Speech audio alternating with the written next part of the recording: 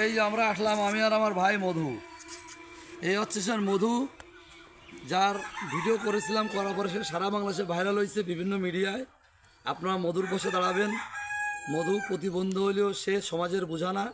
সে নিয়মিত মাঠঘাটে কাজ করে এবং এমন কোনো কাজ পারে না, সে করে না, কিন্তু ওর মনে আক্ষেপ। সে সুস্থ মাসের মতো লেবারের পরিশ্রমটা পায় না, তাকে সবাই ঠকায়। আপনারা তার দিকে একটু খেয়াল রাখবেন এবং সমাজের বিত্তবানরা এগিয়ে আসবেন মধুর পাশে দাঁড়ানোর জন্য। অভিনন্দন। মোহাম্মদ রেজাউল হক, স্টুডেন্ট লাইব্রেরি এবং কৃষি টিভি নড়াই। আমরা দুই ভাই, মধু আর রেজাউল হক, আমরা পাশাপাশি বাড়ি। মধু, বলো তুমি কেমন আছো? ভালো আছি। ভালো আছো?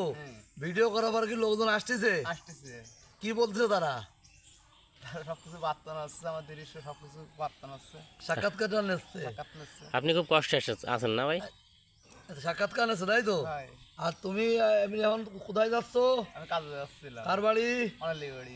ওকে, তোমার সাথে এখন চ্যানেল 24-এর সাংবাদিক সাইফুদ্দিন কথা বলবে, নড়াইল জেলা প্রতিনিধি। ঠিক আছে, আমি এখন তোমার সাথে কথা বলাই দেবো। ঠিক আছে ভাই? ওকে, কেটে দাও।